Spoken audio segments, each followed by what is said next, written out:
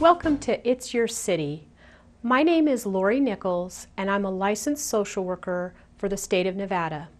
My title is Foster Care Recruitment, and so I am the foster care recruiter for the entire rural region of Nevada. The rural region of Nevada is everywhere in Nevada except for Washoe and Clark counties, and I am one person. So I'm coming to you today to spread the word of the desperate need for foster homes that we have locally in Carson City and the outlying communities as well. You may ask yourself, what is the biggest barrier to communities having more foster homes? And through my time as a foster care recruiter, I have been able to determine that the greatest barrier to more foster homes is the fact that people don't know that there's a desperate need.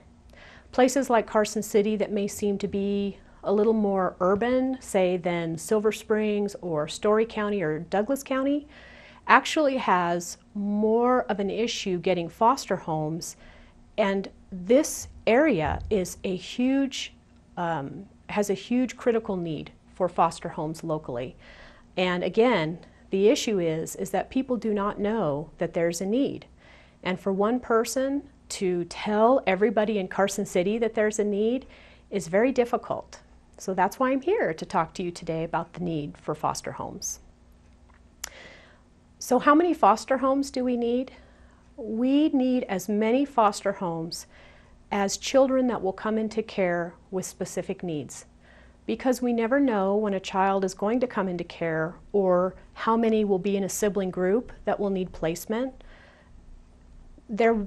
I cannot ever see a time where there will be a cap put on the number of foster homes, because everybody has talents and gifts and has experiences in their lives that they may be able to relate to a child that's going through a traumatic time.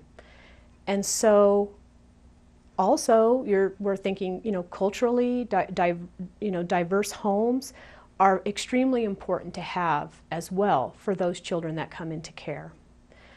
So what is the number of homes that we need in Carson City? We need more all the time, and that's why I'm here. So what is the effect on Carson City, on the community, and on the children that get taken into care when there aren't enough homes?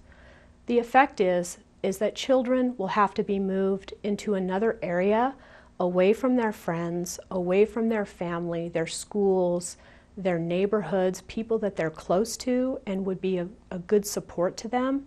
They have to be moved away to a home that is most closest to where that child was removed from.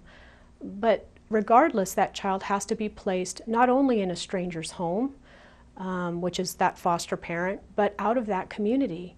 And for a child that's already been traumatized because of the abuse and neglect that they've witnessed and suffered from in their home, to have them placed in a home outside of their own community is almost like victimizing them, re-victimizing them again.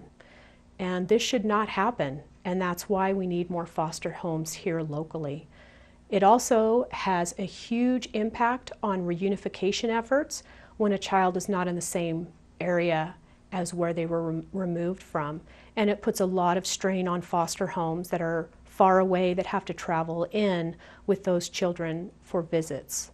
So it has a very negative effect on the children. It has a negative effect on the community, because you have children being taken out of the schools because they have to be placed somewhere else and re-registered in a different school. So what does a good foster parent look like?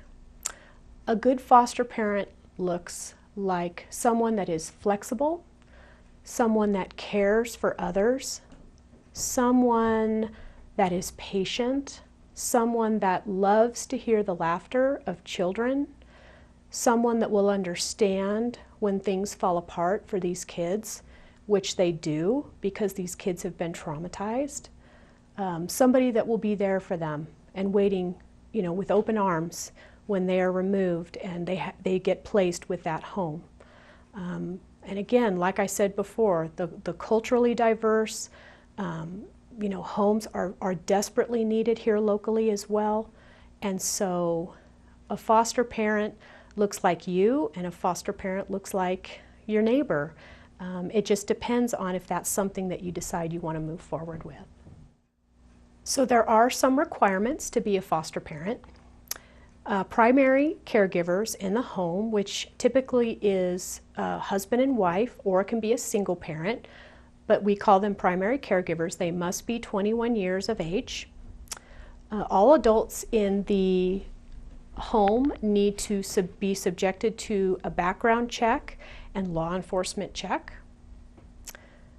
You must be stable enough to support your own financial obligations so that it doesn't put more financial strain on you to be a foster parent.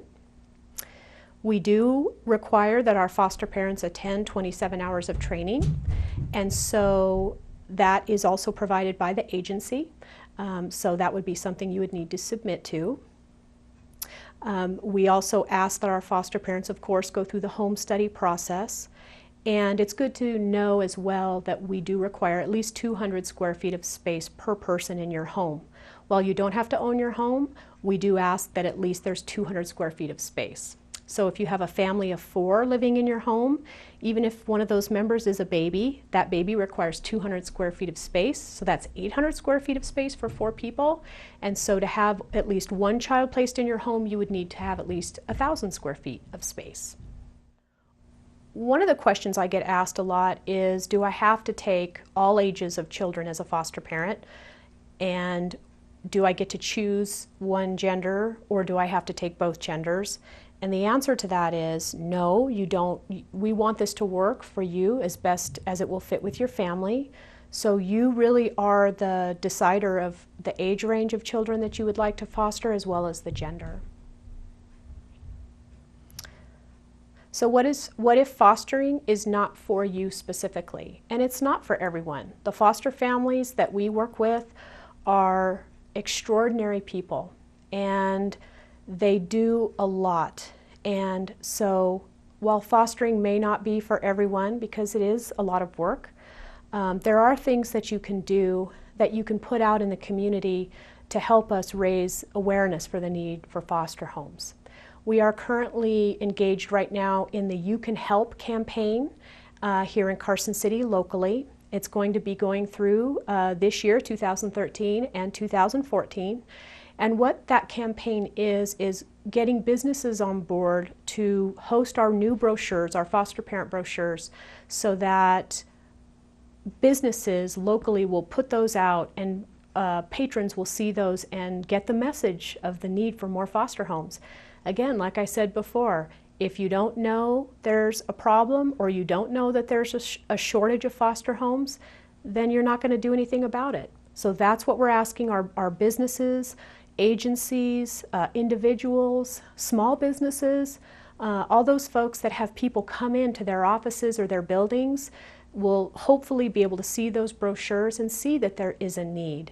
And so that is a huge help as well. So if you have any questions, if you would like more information about fostering or adopting through the state of Nevada, please contact me. My name is Lori Nichols, and I will give you the toll-free number. It is 1-888-423-2659. That is, like I said, toll-free. Locals can call that number as well, and just ask for Lori Nichols, and they'll put you straight through to me, and I'll spend as much time as you need answering questions, getting the information out there so that you can make the choice if fostering would be right for your family. Thank you so much, and have a great day.